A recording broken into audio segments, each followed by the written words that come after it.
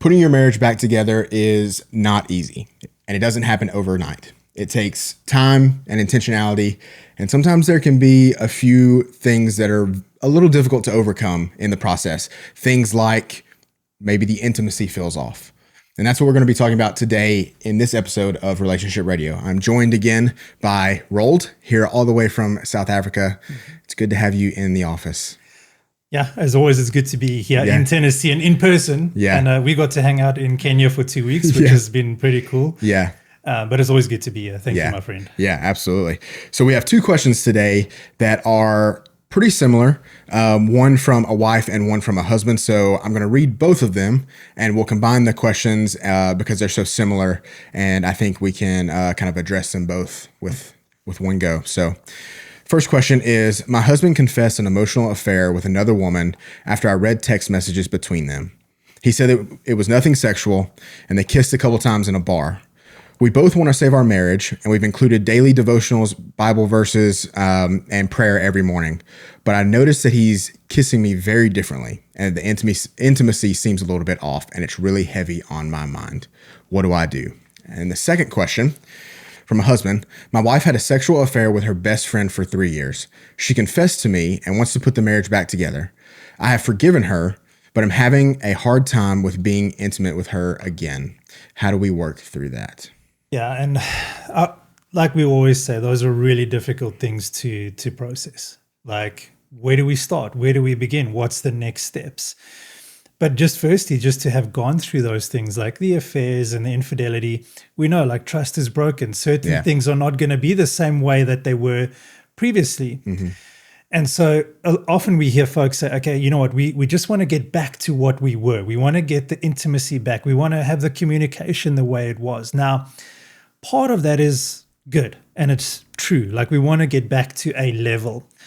But something we would always suggest is that we can always do better. Yeah. So yeah, we can go back. We can have things that kind of the same way we did. But sometimes that's just really not healthy. And sometimes like these affairs are the symptoms of things that have built up over time that got us to this point. So yes, there might be some good things we need to keep, but there's also some other things that we need to work on and grow and mature in. And in that case, we're like, hey, let's carve a new path. So a lot of our members and folks who have reconciled will often say, you know what, like we've created marriage 2.0. Because we took the good from marriage 1.0. Yeah. But there was a lot of things that got us into a lot of trouble and got us to where we were. So those are the things we need to change and work on and grow in. Yeah. And so it's really a journey of saying, okay, we need to change direction at some point. Which I hear in both of these stories, like everyone's like, well, both these questions, hey, we want to work on things. These affairs have got out in the open. We've realized that there was something missing, something has gone wrong. Let's work on this together. But then the question comes in, how? How do we start working on these things? How do we change the intimacy, change the love we have? And so for Tammy and I, my wife, about 5 or 6 years into our marriage, we felt like we were just roommates. The basically intimacy, we didn't really know each other. We were very committed to each other because we made a vow. We said we're going to do this till death do us part. But we allowed work and kids and stresses and all these things to get in between us. And that created this huge divide. But when we started to say, hey, we need to fix things together, it was awkward because we're like, okay, well, where do we start? What do we begin with? Mm-hmm. And so for us, it was as simple as starting with a coffee. Yeah. So a thing I like to say is, we're only ever one strategy away from success. Yeah. Now, it's not always as simple as for us just having one coffee. But what that coffee did is it started us on a bigger journey. Yeah. But we took the one step on a different path. So we realized we really didn't know much about each other. We had a whole lot of assumptions. Yeah. And another thing I like to say is assumptions are really like termites in a relationship because they will just keep eating away at the foundation because you don't really have conversation. Yeah. You're not communicating. You're not discussing needs. You're not discussing how we feel. And so we just assume, oh, this is what my spouse is thinking. Oh, I just assume that's what my spouse needs. And then we just leave it and we keep missing the mark. Yeah.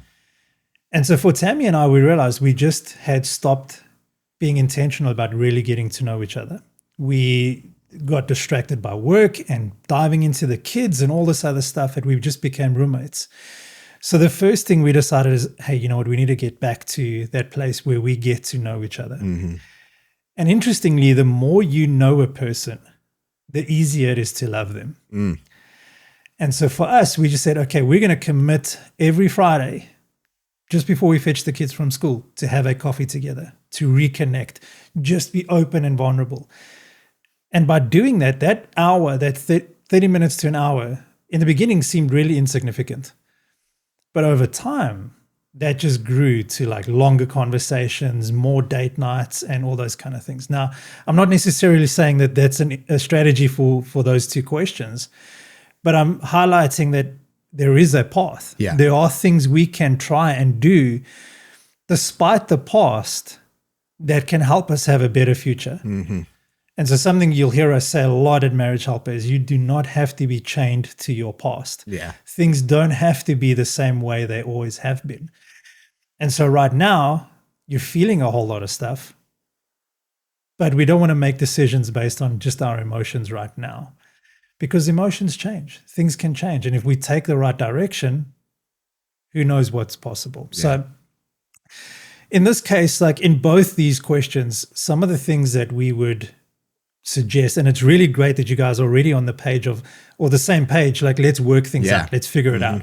So 2 or 3 things I would suggest aiming at, and we'll always say a coach can be very helpful in just fleshing this out. Yeah.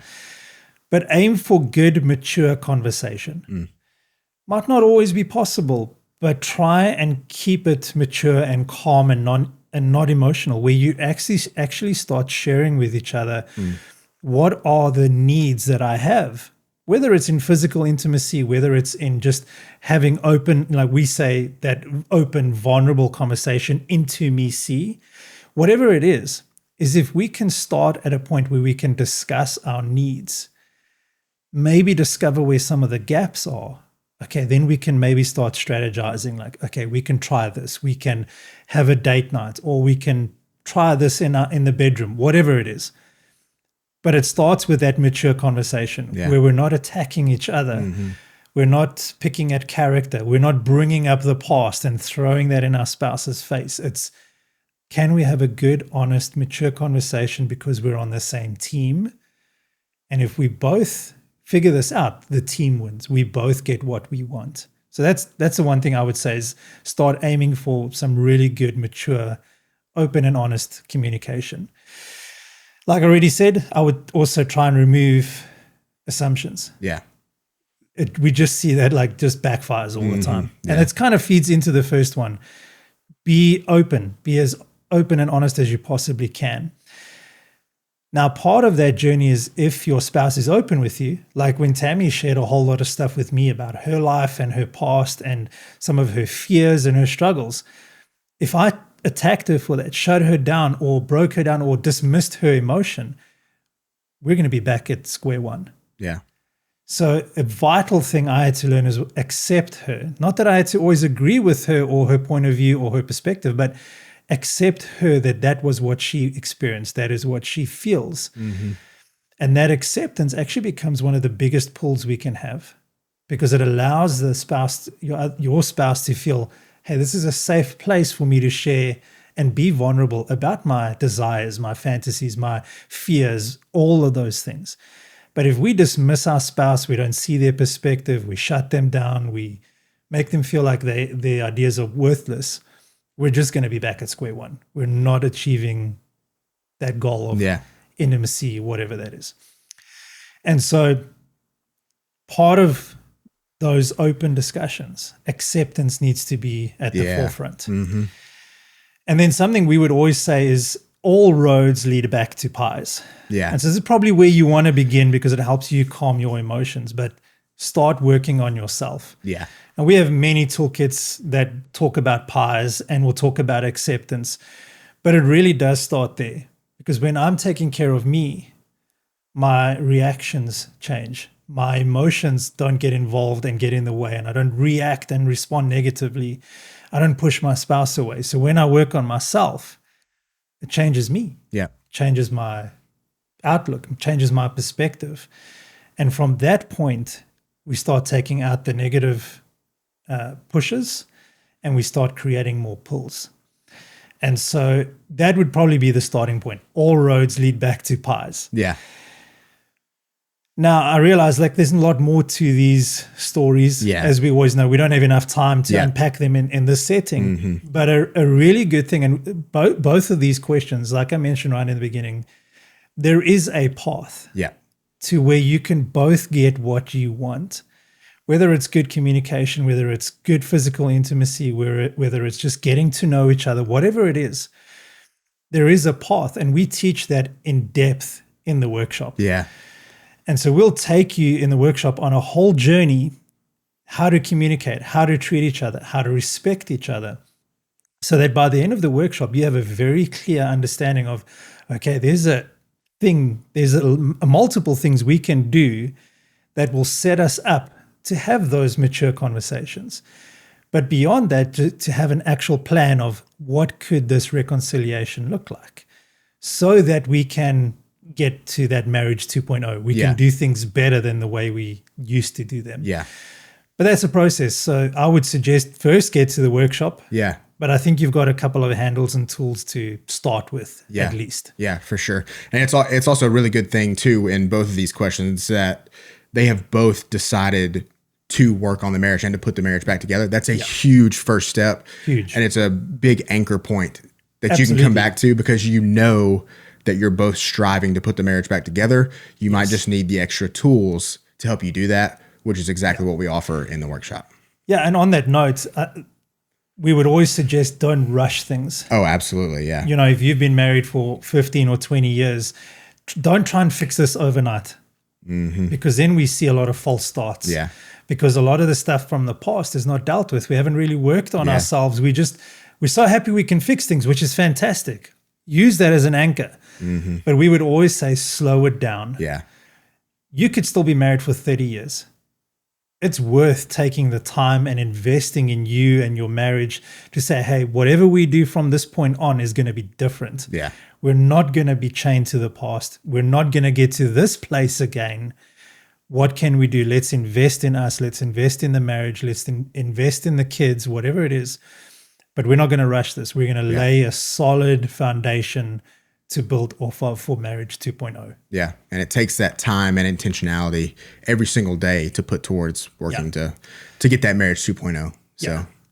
So we mentioned the workshop quite a bit. Can you give some of the details about the workshop, kind of what happens in the workshop, and kind of why you would recommend everybody come to the workshop?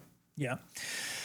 So in a nutshell, we take a whole lot of psychological principles from social sciences.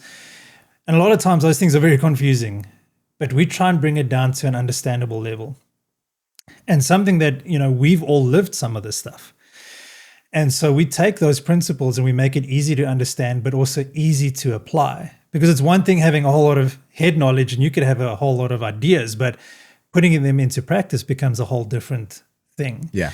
And so the workshop, basically, we start off and ideas build on ideas, but in a way that is very simple and very practical to understand. And so, again, we've been doing this, I think, for 25 years or just more than 25 years as a company. Yeah. So we've learned a whole lot of stuff and we're consistently doing new research and saying, okay, how do we best serve couples? So we take all of this scholarly, peer-reviewed research and we make it into a package that is easily to understand, but also easy to apply. And so that's really what happens in the workshop. We cover a lot of topics, from communication to dealing with stuff from the past, like pain and anger and those kind of things. We talk about forgiveness. We talk about communicating. We talk about a path to work on yourself. We talk about attachment theory. I mean, there's so many things. Like, honestly, the list is long. Yeah. But the point behind it is like, okay, these are things that we hear this every workshop. I wish I knew this before I got married. There's so many parts of this we kind of knew about, but we never knew how important they were in our lives. Or, hey, I've never heard of this concept. How does this fit into our marriage? Yeah. Like respect and how respect and control actually work in a marriage or don't work. Like those kind of topics, a lot of times people say, I never knew that. I never knew that's what I did. I never knew that was how I was making my spouse feel. Even things like push and pull too. Yes. Like you hear it like push and pull is like, it seems like a simple concept. Yeah.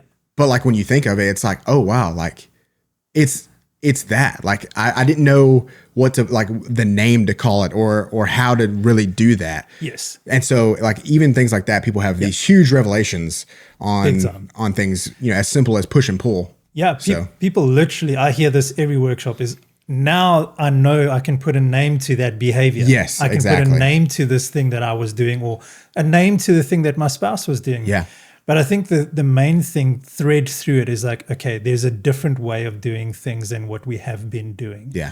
Whether that's you personally. So we've obviously got the solo spouse workshop, which, you know, sometimes your spouse doesn't want to join you right now. And so we create the workshop for you, take you on a journey like, hey, there are things that you can start doing. Yeah.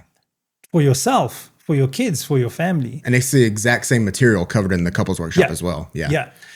Just present it slightly differently because obviously if your spouse is with you, it's a different dynamic. But yeah, like that's a way for you to say, I'm going to change the direction of my life. Choose a different way of doing things than I have been in the past. And then for couples, obviously your spouse is there hearing the same material as you. And so it's an opportunity like, hey, we had one perspective, but you know what? He has a whole bunch of different perspectives. Yeah. And so we'll never twist your arm. We'll never manipulate you. We won't force you to do anything you don't want to do. But we say, you know what? Take this information, process it, think it through and say, okay, you know what? There's a different perspective. That's all we suggest. And then with that perspective, we'll give you pathways and tools that you can say, I can action this. I can put this into practice and potentially change my marriage, change my life, change my kids' life. Yeah. So that's really the workshop in a nutshell. And we create an environment where everyone is respected. Yeah. It's not therapy. It's not like you airing your dirty laundry in front of everyone. We'll never ask anyone to ever do that. But we create an environment where everyone is safe and respected. And you can say whatever you need to say. We don't allow people to throw their spouse under the bus. I know a lot of times people have these fears. So I'm just throwing it all out there. No, go. Yeah. But we'll never twist your arm and manipulate you. But we give you fact and stuff that we've tested and tried over 25 years. We've tried it in our own lives, and we've seen many couples succeed through this. And so we always say, like, just like, I know there's a lot of fears and sometimes a lot of doubt coming into the workshop, but having an open mind and the willingness to see something from a different perspective, that's what the workshop can offer. Yeah. We're not going to make you do anything weird or crazy or put you out there, but it can honestly be life-changing for you personally, but also potentially for your marriage. Yeah. So. Absolutely. Yeah. And we have a over 70% success rate in that as well. It works. It's tried and tested. We've been doing this for over 25 years at this point. So highly recommend that you come to the workshop. So to talk to someone on our team about getting signed up for our workshop, you can click the link down below. If you're listening on podcasts or if you're watching on YouTube, you can click the link down below or click the link right here. And Roald, thank you for joining me today. It's good to be here. Yeah. And we'll see you on the next episode of Relationship Radio.